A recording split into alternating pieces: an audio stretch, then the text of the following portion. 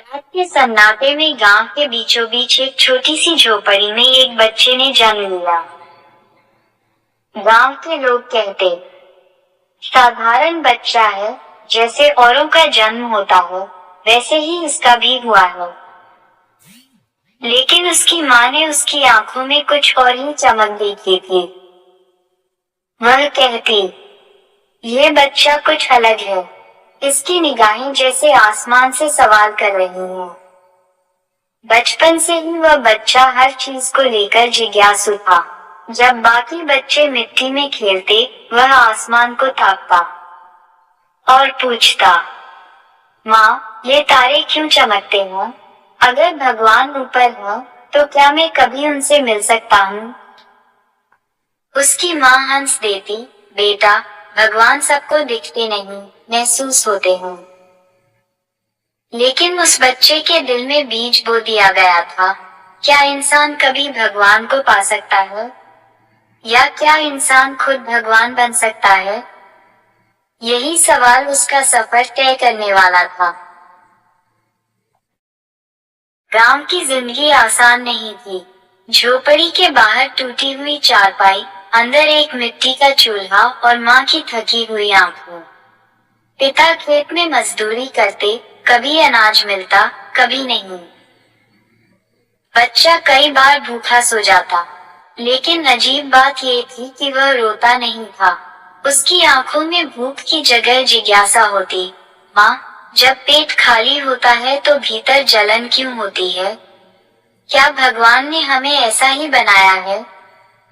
माँ उसे चुप कराती, बेटा, यही जीवन है, सब करो। एक दिन भूख इतनी बढ़ गई कि बच्चे ने मिट्टी उठाकर खाने की कोशिश की। गांव वाले हंसे, देखो, ये बच्चा मिट्टी खा रहा है, पागल है। लेकिन उस बच्चे ने मिट्टी के स्वाद में कुछ और ही पाया। उसने महसूस किया कि मिट्टी में भी जीवन की खुशबू है। उसने मिट्टी को हाथ में लेकर कहा, अगर मैं भूख को मिट्टी से दबा सकता हूँ, तो शायद मैं एक दिन इस मिट्टी से सोना भी बना सकूं। लोग फिर हंसे, मगर उसकी आंखों में पहली बार एक अद्भुत आत्मविश्वास झलक रहा था। सोचने लगा, भूख ने मुझे तोड़ा नहीं, भूख ने मुझे सोचने पर मजबूर किया है। शायद यही शुरुआत है इंसान से कुछ और बनने की।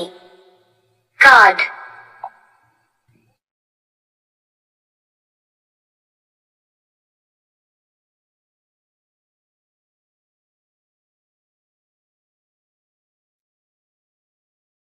गांव के बच्चे अक्सर उस छोटे लड़के के साथ खेलते नहीं थे। वह गरीब था, फटे कपड़े पहनता था और भूखा भी अक्सर दिखता था। जब वह उनके खेल में शामिल होने की कोशिश करता, तो वे मजाक उड़ाते, अरे, तू तो मिट्टी खाने वाला है, तेरे साथ कौन खेलेगा? लड़का चुप रहता, पर उसके भीतर कुछ जलता था, अपमान की आग। एक दिन गांव के मेले में वह अपने पिता के साथ गया। पिता ने कहा, बेटा, आज हमारे पास पैसे नहीं हैं, तू देख ले, मगर कुछ मांगना मत। लड़के ने भी चुपचाप सिर हिला दिया। लेकिन जैसे ही उसने देखा कि दूसरे बच्चों के हाथ में खिलौने हैं, मिठाई है, उसकी आंखें भर आईं।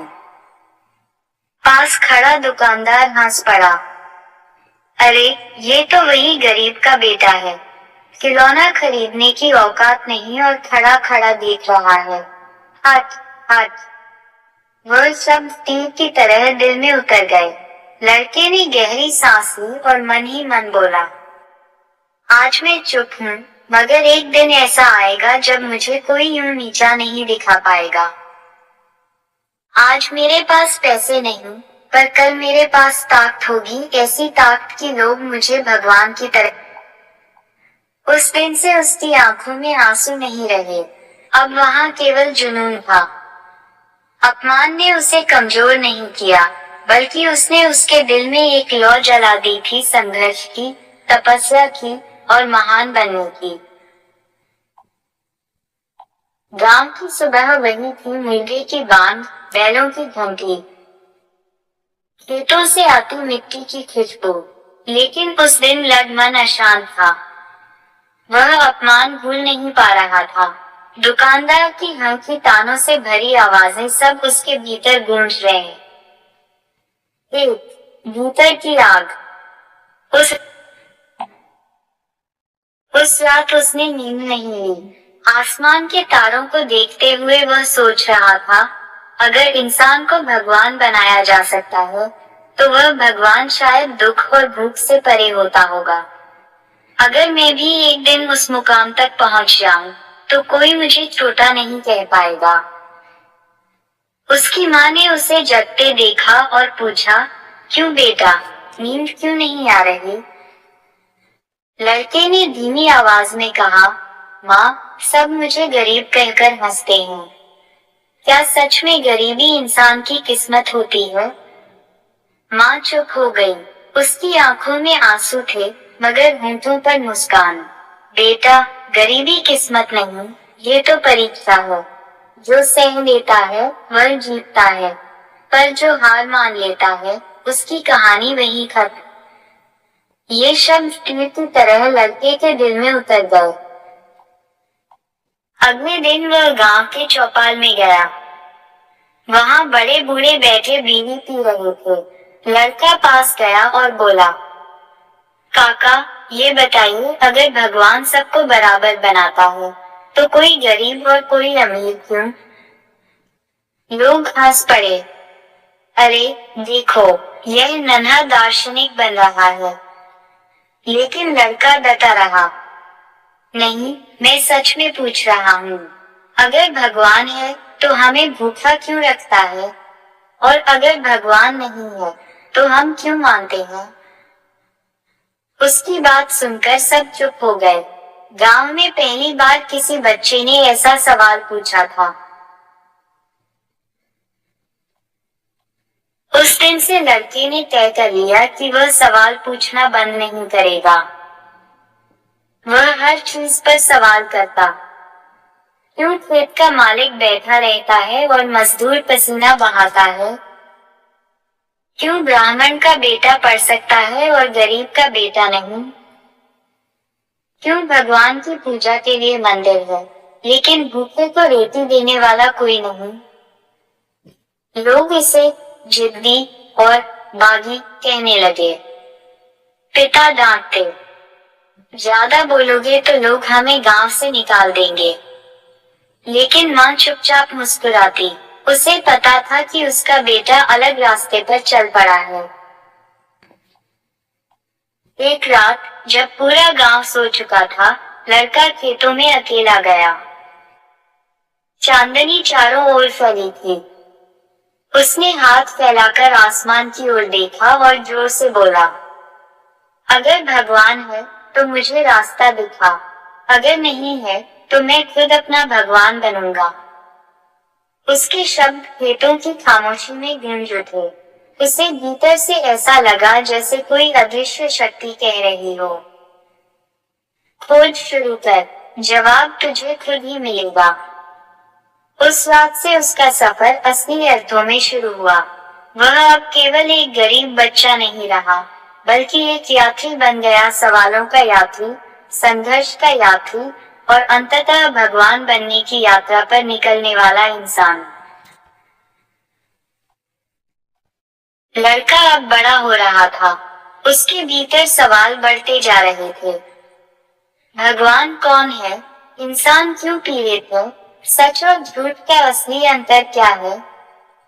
लेकिन गांव में उसे कोई जवाब नहीं मिल रहा था। लोग उसे चुप कराते, हंसते या गाली देते। आखिरकार उसने तय किया कि उसे गांव से बाहर जाना होगा।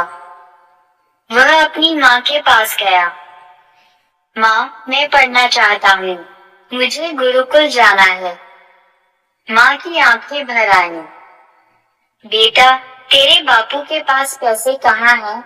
गुरुकुल अमीरों के बच्चों के लिए है। लड़के ने माँ का हाथ पकड़ा और दृढ़ स्वर में कहा, माँ, अगर मेरे पास पैसे नहीं हैं, तो क्या मैं ज्ञान का हकदार नहीं? मैं भी सीखूंगा, चाहे कोई रोके या मारे। माँ ने उसके सिर पर हाथ फेरते हुए आशीर्वाद दिया। जा बेटा, भगवान तेरा साथी हो। अगले दिन लड़का पैदल गुरुकुल पहुंचा। गुरुकुल की ऊंची दीवारें देखकर उसकी आंखें चमक उठीं। भीतर से मंत्रोच्चार की ध्वनि आ रही थी। लेकिन जैसे ही वह द्वार पर पहुंचा, द्वारपाल ने उसे रोक लिया। कौन है तू? मैं पढ़ना चाहता हूँ, लड़के ने विनम्रता से कहा। द्वारपाल ने उसके फटे कपड़े देखे और हंस पड़ा। यहाँ राजाओं और ब्राह्मणों के बेटे पढ़ते हैं। तेरे जैसे गरीब और शूद्र यहाँ कदम भी नहीं रख सकते। लड़के ने दृढ़ स्वर में कहा। अगर भगवान ने सबको बराबर बनाया है, तो ज्ञान पर अधिकार केवल अमीरों का क्यों? द्वारपाल चिल्लाया। बहस मत कर, भाग यहाँ से। लड़का अपमानित होकर लौट गया, लेकिन उसकी आंखों में आंसू नहीं थे। वह भीतर से आग बन चुका था। उस रात वह नदी किनारे बैठा। उसने मिट्टी उठाई और आकाश की ओर फेंक दी। अगर ये गुरुकुल मुझे नहीं अपनाएगा, तो मैं खुद अपना गुरुकुल बनाऊंगा। अगर ये गुरु मुझे नहीं पढ़ाएंगे, तो मैं खुद अपना गुरु बनूंगा। ज्ञान कहीं बाहर नहीं, वह मेरे भीतर है। मुझे उसे जगाना होगा। उसका संकल्प इतना प्रबल था कि मानो प्रकृति भी उसकी साक्षी हो गई हो। हवा तेज बहने लगी, पेड़ों की पत्तियां सरसराने लगी। लड़के को लगा जैसे सृष्टि कह रही हो, तेरा मार्ग कठिन होगा, पर तेरा लक्ष्य महान है। चल, आगे बढ़। अगली सुबह उसकी मुलाकात गांव से बाहर घूमने वाले एक बूढ़े साधु से हुई। साधु ने उसकी आंखों में जलती हुई प्यास देखी और कहा, बेटा, तू ज्ञान चाहता है? तो पहले सीख कि ज्ञान किताबों से नहीं, भीतर की आग से निकलता है। लड़के ने साधु के चरण पकड़ लिए। गुरुदेव, मुझे मार्ग दिखाइए। मुझे इंसान से भगवान तक का रास्ता चाहिए। साधु मुस्कुराए। भगवान बनने का अर्थ शक्ति पाना नहीं, बल्कि त्याग और सत्य को जीना है। क्या तू इसके लिए तैयार है? लड़के ने बिना झिझक उत्तर दिया, हाँ। चाहे मुझे भूखा रहना पड़े, चाहे अपमान सहना पड़े, मैं पीछे नहीं हटूंगा। साधु ने उसे आशीर्वाद दिया, और इस तरह उसके जीवन का पहला गुरुकुल शुरू हुआ, खुले आसमान के नीचे, मिट्टी को आसन बनाकर, और साधु को अपना पहला गुरु मानकर। साधु ने लड़के को अपने पास रखा। पहली ही रात उन्होंने कहा, बेटा, ज्ञान पाने के लिए केवल किताबें पढ़ना काफी नहीं। सबसे पहले मन को काबू में करना होगा। मन अगर बेकाबू है, तो इंसान पशु से भी नीचा हो जाता है। लड़के ने पूछा, गुरुदेव, मन को कैसे काबू किया जाए? साधु मुस्कुराए। भूख और प्यास से बड़ी परीक्षा कोई नहीं। अगर तू इन्हें सह लेगा, तो मन पर आधा अधिकार पालेगा।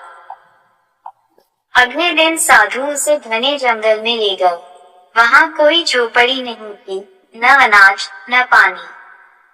साधु ने कहा, 3 दिन तक यहाँ रहे। न रोटी मिलेगी, न पानी। केवल अपनी सांसों और ध्यान के सहारे खुद को टिकाए रख। अगर सफल हुआ, तो तू साधना की पहली सीढ़ी पार करेगा।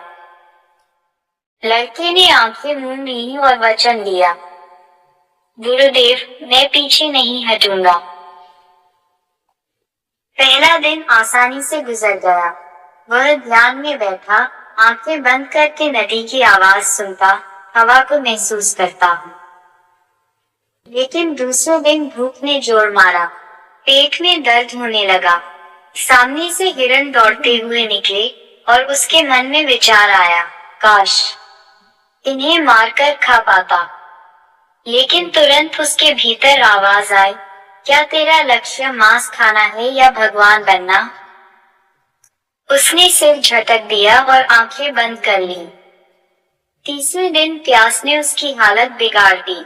गला सूखने लगा। पास ही नदी बह रही थी, पर साधु ने कहा था 3 दिन बिना पानी। वह नदी को देखता रहा, होंठ फट गए, शरीर कांपने लगा। उसके मन में द्वंद्व शुरू हुआ। अगर मैं पानी पी लूं, तो बच सकता हूँ, लेकिन वचन तो टूट जाएगा। अगर मैं न पीऊं, तो मर सकता हूँ, लेकिन अगर जीवित न रहा तो भगवान बनने का सपना भी मर जाएगा।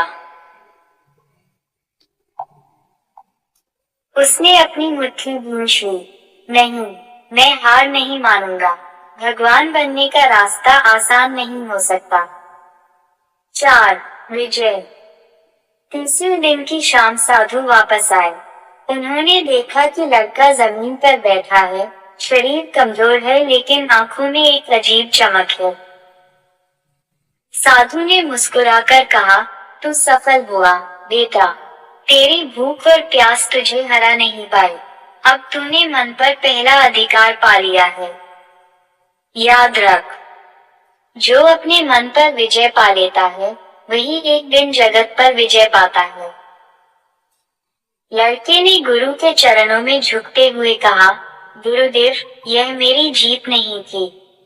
यह उस संकल्प की जीत था जो मैंने खुद से किया था। इस रात उसने आकाश की ओर देखा। तारे और चमक रहे थे, जैसे उसे आशीर्वाद दे रहे हैं। उसके भीतर आवाज आई, अब तेरी यात्रा सच में शुरू हुई है। ये केवल शुरुआत है। आगे और कठिनाइयां होंगी, लेकिन हर परीक्षा तुझे भगवान के और करीब ले जाएगी। साधु ने लड़के को अपने पास बुलाया। बेटा, तूने भूख और प्यास की परीक्षा पार कर ली, लेकिन भगवान बनने के लिए एक और बड़ी दीवार है, भय। जो डर से हार गया, वह कभी महान नहीं बन सकता। लड़के ने हाथ जोड़कर कहा, गुरुदेव, डर को कैसे हराऊं?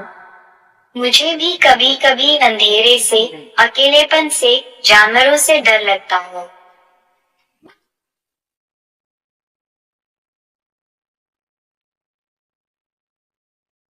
अपने पास बुलाया। बेटा, तूने भूख और प्यास की परीक्षा। साधु मुस्कुराए। यही डर तेरा अगला गुरु बनेगा। आज रात तो अकेला जंगल के उस हिस्से में जाएगा जहाँ कोई इंसान नहीं जाता। वहाँ तू डरेगा, बहुत डरेगा, लेकिन अगर तू डट कर बैठा रहा, तो तेरा भय हमेशा के लिए टूट जाएगा। संध्या ढलते ही लड़का अकेला निकल पड़ा। जंगल की पगडंडी से चलते हुए वह उस जगह पहुंचा जहां चारों ओर घना अंधेरा था। पेड़ों की परछाइयां भूत प्रेत जैसी लग रही थीं। उल्लुओं की आवाज, झाड़ियों में हिलते जानवर, सब उसके दिल की धड़कन तेज कर रहे थे। उसने खुद से कहा, अगर भगवान बनने का सपना सच करना है, तो डर से भागना नहीं, उसका सामना करना होगा। वह एक बड़े पत्थर पर बैठ गया, आंखें बंद कर ली और गहरी सांस लेने लगा।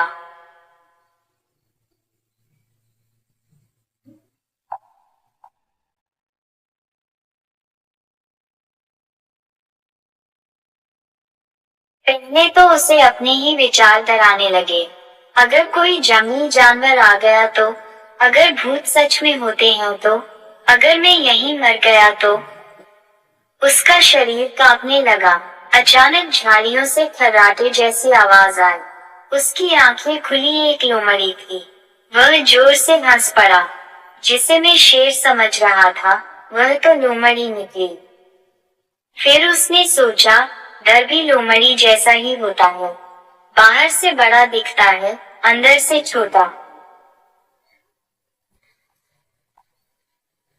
धीरे धीरे उसने आंखें बंद की और मन में मंत्र जपने लगा। कुछ देर बाद उसे लगा जैसे भीतर से प्रकाश निकल रहा हो। उस रोशनी ने चारों ओर के अंधेरे को छोटा कर दिया। अब जंगल उसे डरावना नहीं लग रहा था, बल्कि शांत और पवित्र लग रहा था। वह उठकर बोला, डर, तू चाहे जिस रूप में आ, मैं तुझसे भागूंगा नहीं। तू अब मेरा दुश्मन नहीं, तू मेरा शिक्षक है। सुबह जब सूरज उगा, साधु उसके पास आए। उन्होंने देखा कि लड़का थका जरूर है, मगर उसकी आंखों में नई चमक है। साधु ने कहा, बेटा, अब तूने दूसरी बड़ी जंजीर तोड़ दी है। जिसने डर पर जीत पा ली, उसके सामने कोई दुश्मन टिक नहीं सकता। लड़के ने झुककर प्रणाम किया और कहा, गुरुदेव, मैंने सीखा कि डर केवल मन की कल्पना है। अगर मन को रोशनी दिखा दो, तो सबसे गहरा अंधेरा भी भाग जाता है। साधु ने संतोष भरी मुस्कान दी। तू आगे बढ़ रहा है, बेटा। अब तेरा सफर और कठिन